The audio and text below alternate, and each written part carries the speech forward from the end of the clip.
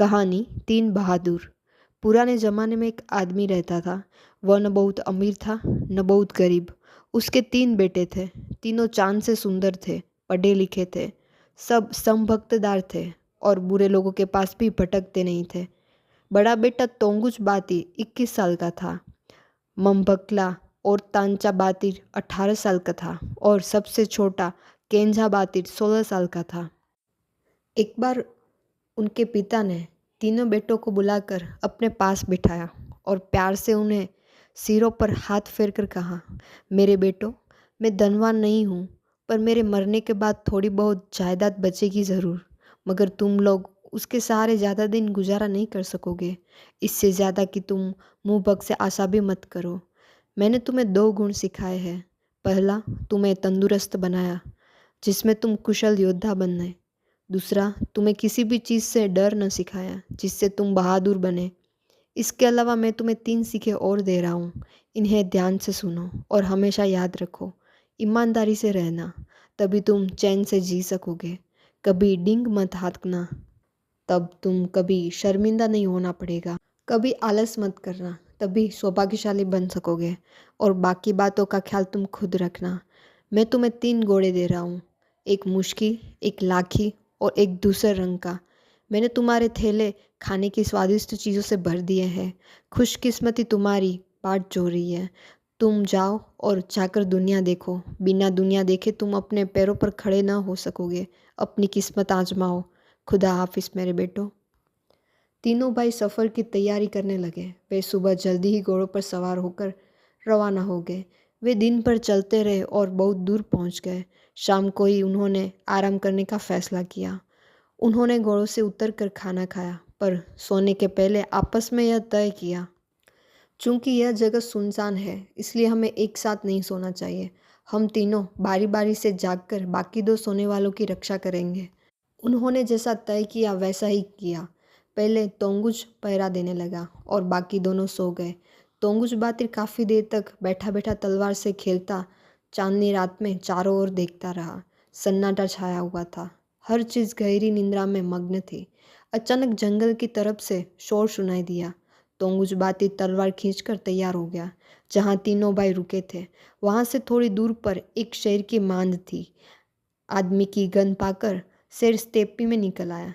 तोंगुच बातिर को अपने पर विश्वास था कि वह शेर का मुकाबला अकेला ही कर सकता है। भाइयों की नींद खराब न हो, इसलिए वह एक और को भागा। शेर भी उनके पीछे भागा। तोंगुच बातिर ने मुड़कर शेर के बाएं पंजे पर तलवार से वार करके उसे घायल कर दिया। घायल शेर उस पर टूट पड़ा, पर उसने एक और हटकर शेर के दाएं पंजे पर वार किया। शेर पूरे जोर से फिर तोंगुच बातिर पर भटका, पर उसने शेर के सिर पर एक जोरदार वार किया। शेर वहीं ढेर हो गया। तोंगुच बातिर ने शेर की पीठ पर बैठकर उसकी खाल की एक पट्टी काटी और अपनी कमीज के नीचे बांध ली। फिर वही अपने सोए हुए भाइयों के पास लौट आया, जैसे कुछ हुआ ही ना हो। इसके बाद ओरतांचा बातिर ने उठकर पहरा दिया। उसकी पहरेदारी के दौरान कोई घटना ही नहीं घटी। उसके बाद केंझा बातिर ने दिन निकलने तक अपने भाइयों की रखवाली की। इस तरह अपनी पहली रात बीत गई। सुबह उठकर भाई फिर सफ़र पर चल पड़े। वे चलते चलते बहुत दूर तक पहुंच गए और शाम को एक बड़े पहाड़ के नीचे रुके। उस पहाड़ की तलहटी में पॉपुलर का एक घना पेड़ था, जिसके नीचे ज़मीन में से एक चश्मा फूट रहा था। उस चश्मे के पास एक गुफा थी, जिसमें सांपों का राजा अजगर सुल्तान रहता था। बहादुरों को इसकी कोई खबर न थी। उन्होंने आराम से घोड़े बांध दिए, उन्हें खरहरा करके चारा दिया और खुद खाना खाने बैठ गए। सोने से पहले उन्होंने पहली रात की तरह पहरा देने का फैसला किया। पहले तोंगुच बातिर ने पहरा दिया, उसके बाद ओरतांचा बातिर की पहरा देने की बारी आई। चांदनी रात थी। सन्नाटा छाया हुआ था। अचानक कहीं से शोर आता सुनाई पड़ा। थोड़ी देर बाद गुफा में से देग जैसे सिर वाला और लंबे लट्टे जैसा धड़ वाला अजगर सुल्तान रेंगता हुआ चश्मे की ओर बढ़ा। ओरतांचा बातिर ने अपने भाइयों की नींद खराब नहीं करनी चाहिए, इसलिए वह चश्मे से दूर स्टेपी में भागा। आदमी की गंध पाकर अजगर सुल्तान उसके पीछे लपका। ओरतांचा बातिर ने एक और हटकर सांपों के राजा की पूंछ पर तलवार चलाई। अजगर सुल्तान वहीं छपटाने लगा। बहादुर ने मौका देखकर उसकी पीठ पर वार किया। सांपों का राजा बुरी तरह घायल होकर और तंचा बातिर पर उछला। तब बहादुर ने आखिरी वार से उसका काम तमाम कर दिया। इसके बाद उसने अजगर की खाल की एक पतली पट्टी काटकर अपनी कमीज के नीचे बांध ली और अपने भाइयों के पास आकर बैठ गया जैसे कुछ हुआ ही ना हो। फिर केजा बातिर की पहरा देने की बारी आई। जब सुबह हुई तीनों भाई फिर सफ़र पर चल पड़े। उन्होंने दिन भर चलते चलते कई ऊंचे ऊंचे पहाड़ों और स्टेपी को पार किया। सूर्यास्त के समय वे एक अकेली पहाड़ी के पास पहुंचे और घोड़ों से उतरकर आराम करने लगे। उन्होंने आग जलाकर खाना खाया और फिर बारी बारी से पहरा देने लगे। पहले तोंगुच बातिर की, फिर और तंचा बातिर की और सबसे आखिर में केंजा बातिर की बारी आई। केंजा बातिर बैठा हुआ अपने सोए हुए भाइयों की रखवाली करता रहा था। आग कब बुझ गई उसे पता भी नहीं चला। हमारे लिए बिना आग के रहना खतरनाक होगा, केंजा बातिर ने सोचा। वह पहाड़ी के ऊपर चढ़कर चारों ओर देखने लगा। उसे कहीं दूर एक दिया टिमटिमाता हुआ नजर आया। केंजा बातिर घोड़े पे सवार होकर उसी ओर चल पड़ा। वह काफ़ी देर चल रहा और अंत में एक अकेले घर तक पहुंच गया। केंजा बातिर निशब्द घोड़े से उतरकर दबे पांव खिड़की के पास आ गया और अंदर झांकने लगा। कमरे में रोशनी थी और चूल्हे पर देगची में शोरमा पक रहा था। चूल्हे के चारों ओर लगभग 20 आदमी बैठे थे। उन सब के चेहरे डरावने थे और आंखें निकली हुई थी। उन लोगों के इरादे नेक नहीं लगते थे। केंजा बातिर ने सोचा, अच्छा, यहाँ चोरों का गिरोह बैठा है। इन्हें यूं ही छोड़कर जाना एक ईमानदार आदमी के लिए अच्छा नहीं होगा। मैं इनको बेवकूफ़ बनाऊंगा, इनका विश्वास प्राप्त करूंगा। मौका मिलते ही अपना इरादा पूरा कर लूँगा। वह दरवाज़ा खोलकर अंदर घुसा। चोरों ने उठकर अपने अपने हथियार संभाल लिए। उस्ताद, केंजा बातिर चोरों के सरदार से बोला, मैं दूर शहर से आया हूँ, आपका एक तुच्छ सेवक हूँ। अभी तक मैं छोटे मोटे काम ही करता रहा हूँ। मैं बहुत दिनों से किसी गिरोह में शामिल होना चाहता था। जब मैंने सुना कि आप यहाँ मौजूद है तो मैं फ़ौरन यहाँ दौड़ा आया। आप मेरी छोटी उम्र पर मत आइए। मुझे आपसे पूरी आशा है, आप ही मुझे अपने गिरोह में शामिल कर सकते हैं। मैं हर तरह के काम में निपुण हूँ। मुझे सेंग और सुरंग लगाना और टो लेना आता है। मैं आपके काम का ही आदमी हूँ। इस तरह केंजा बातिर ने बड़ी चतुराई से उनसे बात की। चोरों के सरदार ने जवाब दिया, तुमने आकर बहुत अच्छा किया। केंजा बातिर ने सीने पर हाथ रखकर सादर सिर नवाया और आग के पास आकर बैठ गया। शोरबा पक चुका था। सबने खाना खाया। उस रात चोरों ने बादशाह का खजाना लूटने की ठानी। खाने के बाद ये सब घोड़ों पर सवार होकर चल पड़े। केंजा बातिर ने उसके साथ हो लिया। थोड़ी देर बाद वे शाही महल के बाग के पास पहुंचकर घोड़ों से उतर गए। महल में कैसे घुसे वे इसके बारे में आपस में सलाह करने लगे। अंत में उन्होंने यह फैसला किया, पहले केंजा बातिर दीवार फांदकर अंदर जाएगा और पता लगाएगा कि पहरेदार सो रहा है या नहीं। फिर सब एक एक करके दीवार फांदकर बारह में इकट्ठे हो जाएंगे और फौरन महल में घुस जाएंगे। चोरों ने केंजा बातिर की दीवार पर चढ़ने की मदद की। वह बाग में कूदा और इधर उधर घूमकर उसने पता लगा लिया कि सब पहरेदार सो रहे हैं। वहाँ उसे एक घोड़ा गाड़ी खड़ी मिली जिसको वह दीवार के पास खींच लाया। इसके बाद घोड़ा गाड़ी पर चढ़कर उसने कहा, मौका बहुत अच्छा है। सरदार ने चोरों को एक एक करके दीवार पार करने का हुक्म किया। पहले चोर ने पेट के बल दीवार पर लेटते ही सिर झुकाया और गाड़ी पर उतरने ही वाला था कि उसी क्षण केंजा बातिर ने उसकी गर्दन पर तलवार चला दी। चोर का कटा सिर नीचे लुढ़क गया। उतरो, केंजा बातिर ने कहा और चोर की लाश खींचकर नीचे फेंक दी। संक्षेप में केंजा बातिर ने एक के बाद एक सभी चोरों के सिर काट डाले और उसके बाद महल की ओर चल दिया।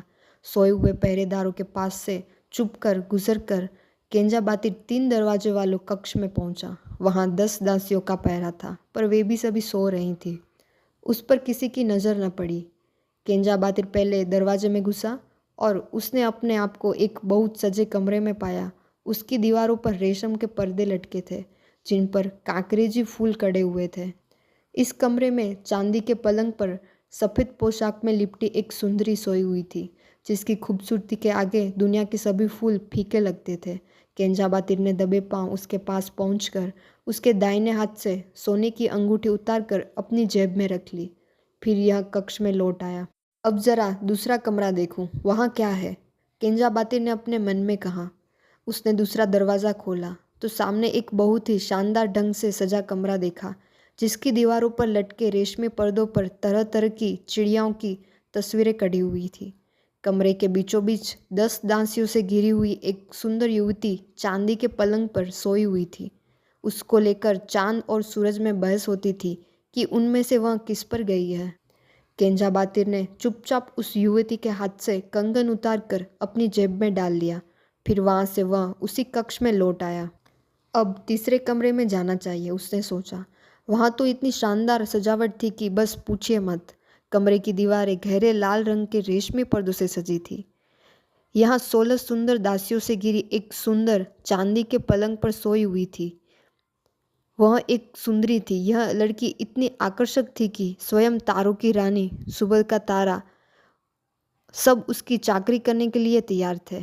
केंजा बातिर ने धीरे से इस लड़की के दाहिने कान से सोने की बाली उतारकर अपनी जेब में डाल ली। फिर उसने महल से निकलकर दीवार पार की और घोड़े पर सवार हो अपने भाइयों के पास रवाना हो गया। दोनों भाई अभी गहरी नींद सो रहे थे। इस प्रकार सूर्योदय कर केंजा बातिर तलवार से खेलता बैठा रहा। सुबह उठकर बहादुरों ने नाश्ता किया, अपने घोड़ों की जीनें कसी और उन पर सवार होकर सफ़र पर चल पड़े। थोड़े समय बाद तीनों भाई एक शहर में पहुंचे और एक सराय में ठहरे। अपने घोड़ों को साइबान में बांधकर वे चाय खाने में जाकर बैठे। चाय की चुस्कियां लेते हुए तीनों भाई इधर उधर की बातें करने लगे कि अचानक बाहर से ढिंढोरची की आवाज़ आई। खल्क खुदा की, मुल्क बादशाह का, कल रात को किसी ने शाही महल के बाग में 20 चोरों के सिर काट डाले और हर शहजादी का सोने का एक एक गहना उठा ले गया। हमारे बादशाह चाहते हैं कि शहर का हर छोटा बड़ा आदमी उन्हें इस घटना का रहस्य समझाए और बताए कि वह आदमी कौन है जिसने इतनी बहादुरी का काम किया है। अगर किसी के घर में परदेसी लोग हो तो वो उन्हें फ़ौरन महल में लेकर आए। सराय के मालिक ने अपने मेहमानों को बादशाह के सामने हाजिर होने के लिए कहा। तीनों भाई उठकर धीरे धीरे महल की ओर चल दिए। बादशाह को जब मालूम पड़ा कि वे विदेशी हैं तो उसने उन्हें एक शानदार ढंग से सजे हुए खास कमरे में बिठाने का हुक्म दिया और वजीर को उनका भेद लेने का काम सौंपा। वजीर बोला, अगर उनसे सीधे ही पूछा गया तो वे शायद ही कुछ बताएं। बेहतर होगा कि हम छिपकर उनकी बातें सुनें। जिस कमरे में भाई बैठे थे वहाँ उनके अलावा और कोई नहीं था। उनके आगे दस्तरखान बिछा दिया गया और तरह तरह के खाने परोस दिए गए। भाइयों ने खाना शुरू किया। बादशाह और वजीर पास के कमरे में चुपचाप बैठे उनकी बातें सुनने लगे। हमें मेमने का गोश्त परोसा गया, तोंगुच बातिर बोला, लेकिन लगता है इसे कुत्ते के दूध पर पाला गया था। आप ठीक कह रहे हो, और तंचा बातिर ने उसका समर्थन किया। बादशाहों को कुत्तों के गोश्त से भी नफरत नहीं होती। मुझे तो इस बात पर आश्चर्य हो रहा है कि इस मुरब्बे में से आदमी की बू आ रही है। बिल्कुल ठीक, केंजा बातिर बोला, सारे बादशाह खून पीने वाले होते हैं। इसमें कोई आश्चर्य की बात नहीं कि मुरब्बे में आदमी का खून मिला हो। मुझे तो इस बात पर आश्चर्य हो रहा है कि थाल में रोटियां इस ढंग से सजाई गई है जिस ढंग से सिर्फ एक अच्छा नानवाई सजा सकता है। तोंगुच बातिर बोला, ऐसा ही होना चाहिए। देखो, हमें यहाँ यह मालूम करने के लिए बुलाया गया है कि शाही महल में क्या हुआ था। इसमें कोई शक नहीं है कि हमसे भी इसके बारे में पूछा जाएगा। हम क्या बताएं? हम झूठ नहीं बोलेंगे। और तंचा बातिर ने बोला, हम सब सच सच बता देंगे। हाँ, अब हमें तीनों दिनों में हुई बातों के बारे में एक दूसरे को बताने का समय आ गया है, केंजा बातिर ने कहा। तोंगुच बातिर ने बताया है कि हाँ, पहली रात कैसे सिर से भिड़ा। फिर उसने सिर की खाल की पट्टी निकालकर भाइयों के सामने रख दी। उसके बाद औरतांचा बातिर ने भी जो कुछ दूसरी रात को उसके साथ हुआ था बताया और सांपों के राजा की खाल की पट्टी निकालकर भाइयों को दिखा दी। इसके बाद केंजा बातिर ने तीसरी रात का सारा किस्सा सुनाकर भाइयों को गहने भी दिखाए। अब बादशाह और वजीर सारा रहस्य समझ गए, पर भाइयों ने गोश्त, मुरब्बे और रोटियों के बारे में जो कहा वह उनकी समझ में नहीं आया। इसलिए उन्होंने पहले गडरिया को बुलवाया। गडरिया आया। सच सच बता, बादशाह ने कहा। कल तूने जो मेमना भेजा था उसे क्या कुतिया के दूध पर पाला था? हुजूर, गडरिया गिड़गिड़ाने लगा। अगर मेरी जान बख्शे तो अर्ज करूं? हमने तेरी जान बख्शी, सच सच बता, बादशाह ने कहा। गडरिया बोला, झाड़े में मेरी भेड़ सड़ गई थी। मुझे मेमने पर दया आई और मैंने उसे कुतिया के थनों में लगा दिया।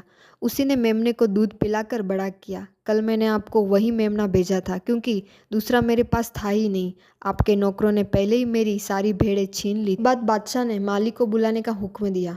सच सच बता, बादशाह ने उसे कहा। क्या मुरब्बे में आदमी का खून मिला था? हुजूर, माली बोला, एक ऐसा किस्सा हुआ था कि अगर मेरी जान बख्शे तो मैं आपको सब कुछ सच सच बता दूंगा। अच्छा बता, हम तुम पर रहम करते हैं, बादशाह ने कहा। तब माली बोला, पिछली गर्मियों में कोई रोज़ाना मेरे बाग में सबसे अच्छे अंगूर चुराने लगा। मैं वहाँ छिपकर पहरा देने लगा। एक दिन मैंने देखा कि कोई आ रहा है। मैंने चोर के सिर पर जोर से लाठी मारी। इसके बाद मैंने अंगूर की बेल के नीचे एक गहरा गड्ढा खोदकर उसकी लाश उसमें गाड़ दी। अगले साल बेल बहुत फैल गई और इतनी अच्छी फसल हुई कि अंगूर ज़्यादा और पत्ते कम नज़र आ रहे थे, पर अंगूर का स्वाद कुछ अजीब सा था। इसलिए मैंने आपको ताज़ा अंगूर न भेजकर उसका मुरब्बा बनाकर भेजा। जहाँ तक रोटियों का सवाल था तो उन्हें खुद बादशाह ने थाल में सजाया था। मालूम पड़ा कि बादशाह का पिता नानबाई था। बादशाह बहादुरों के कमरे में आया और दुआ सलाम करके बोला, आप लोगों ने जो कुछ एक दूसरे से कहा वह सब सच है और इसलिए आप मुझे और भी ज़्यादा अच्छे लगे। मेरी आपसे एक दरखास्त है, मेरे बहादुर मेहमानों, इसे सुन लीजिए। फरमाइए, तोंगुज बातिल बोला। हमसे जैसे बन पड़ेगा हम आपकी मदद करेंगे। मेरी 3 बेटियां हैं मगर बेटा कोई नहीं। आप यहीं बस जाइए। मैं अपनी तीनों बेटियों की शादी आप लोगों के साथ कर दूंगा। शादी का जश्न मनाऊंगा और शहर के सारे लोगों को बुलाकर सबको 40 दिन तक पुलाव खिलाऊंगा। बात तो आपकी बहुत अच्छी है, तोंगुच बातिल ने जवाब दिया, पर हम आपकी बेटियों से शादी कैसे कर सकते हैं जबकि हम न किसी बादशाह के बेटे हैं और न ही हमारे पिता धनवान है। आपने अपनी दौलत हुकूमत करके जमा की है और हम लोगों ने मेहनत करके जीना सीखा है। बादशाह ने हठ किया। आखिर आपके पिता किस बात में मुझसे कम है? वास्तव में तो वह मुझसे भी ज़्यादा दौलतमंद है और इस वक्त मैं उन लड़कियों का पिता जिनके आगे बड़े बड़े देशों के बादशाह रो चुके हैं आपसे हाथ जोड़कर मिन्नत कर रहा हूँ कि आप मेरी बेटियों को अपनी पत्नियों के रूप में स्वीकार कर लें। भाई राजी हो गए। बादशाह ने दावत दी। 40 दिनों तक दावतें होती रही और इसके बाद नवविवाहित बहादुर शाही महल में रहने लगे। बादशाह को छोटा दामाद केंजा बातिल सबसे प्यारा था, इसलिए वह अक्सर उसके पास आया करता था। एक दिन बादशाह छाया में लेटा आराम कर रहा था। अचानक नहर में से एक जहरीला सांप निकल आया और बादशाह की ओर लपका। वह उसे डसने ही वाला थे कि तत्क्षण केंजा बातिल वहां दौड़ा आया। उसने म्यान से तलवार निकालकर सांप के 2 टुकड़े कर डाले और एक और फेंक दिए। अभी केंजा बातिल अपनी तलवार म्यान में डाल भी न पाया था कि बादशाह की नींद खुल गई। उसके दिल में शक पैदा हो गया। इसे इस बात से संतोष नहीं कि मैंने अपनी बेटी की शादी इससे कर दी। बादशाह ने सोचा, यह सब इसके लिए काफ़ी नहीं। लगता है इसका इरादा मुझे मारकर खुद बादशाह बनने का है। बादशाह ने जाकर वजीर को सारा किस्सा सुनाया। वजीर बहुत दिनों से अपने दिल में इन बहादुरों के प्रति वेरभाव छिपाए हुआ था और ऐसे मौके की तलाश में ही था। वह बादशाह के कान भरने लगा। आपने मुझसे सलाह किए बगैर अपनी प्यारी बेटियों की शादी एरे गेरे नत्थुखेरों से कर दी है और अब आपका चहेता दामाद आपकी हत्या करना चाहता है। आप सावधान रहिए, वरना वह चालाकी से किसी न किसी तरह आपकी हत्या कर देगा। बादशाह ने वजीर की बात पर विश्वास कर लिया और हुक्म दिया, केंजा बातिल को जेल में डाल दिया जाए। केंजा बातिल को कैद कर लिया गया। केंजा बातिल की पत्नी छोटी साजादी उदास रहने लगी। वह दिन रात रोती रहती। उसके गुलाबी गालों का रंग उड़ गया। एक बार उसने अपने पिता के पैरों में गिरकर पति को मुक्त करने की विनती की। तब बादशाह ने केंजा बातिल को जेल से लाने का हुक्म दिया। तुम कितने मक्कार निकले, बादशाह ने कहा। तुमने क्यों मेरा कत्ल करने की सोची? इसके जवाब में केंजा बातिल ने बादशाह को तोते की कहानी सुनाई। किसी ज़माने में एक बादशाह रहता था। उसका एक तोता था। बादशाह अपने तोते को इतना प्यार करता था कि उसके बगैर एक घड़ी भी नहीं रह सकता था। तोता बादशाह के साथ मीठी मीठी बातें करके उनका मन कहलाता। एक बार तोते ने विनती की, मेरे माँ बाप, भाई बहन, मेरे देश हिंदुस्तान में है। मैं बहुत दिनों से पिंजरे में कैद हूँ। आप कृपा करके मुझे 20 दिन की छुट्टी दे दीजिए। मैं अपने देश हो आऊँगा। 12 दिन मुझे जाने आने में लगेंगे। 8 दिन में घर रह लूँगा और अपने माँ बाप, भाई बहनों से मिल लूँगा। नहीं, बादशाह ने जवाब दिया, अगर मैं तुम्हें छोड़ दूँ तो तू वापस नहीं आएगा और मैं ऊबने लगूँगा। तोता विश्वास दिलाने लगा, हुजूर, मैं वादा करता हूँ और उसे निभाऊँगा भी। अच्छा, ठीक है, अगर तू यही चाहता है तो मैं तुझे सिर्फ 2 हफ्ते की छुट्टी दूँगा। बादशाह बोला, खुदा हाफिज़। मैं किसी न किसी तरह 2 हफ्ते बाद वापस लौट आऊँगा। तोता खुश होकर बोला। वह पिंजरे से निकलकर दीवार पर बैठा और सब लोगों से विदा लेकर दक्षिण की ओर उड़ चला। बादशाह खड़ा खड़ा उसे उड़कर दूर जाते हुए देखता रहा। उसे विश्वास नहीं हो रहा कि तोता लौट कर आएगा। तोता 6 दिन में अपने वतन हिंदुस्तान पहुंच गया और उसने अपने माँ बाप को ढूंढ लिया। बेचारा बड़ा खुश था। एक पहाड़ी से दूसरी पहाड़ी पर, एक डाल से दूसरी डाल पर, एक पेड़ से दूसरे पेड़ पर उड़ने फुदकने लगा। हरे भरे जंगलों में अपने रिश्तेदारों, जान पहचान वालों के यहाँ गया और उसे पता भी न चला कि 2 दिन कब बीत गए। वापस पिंजरे में जाकर कैद होने का वक्त आ गया। माँ बाप और भाई बहनों से बिछुड़ते समय तोते को बड़ा दुख हुआ। सुख के क्षण बीत गए और दुख की घड़ी आ पहुंची।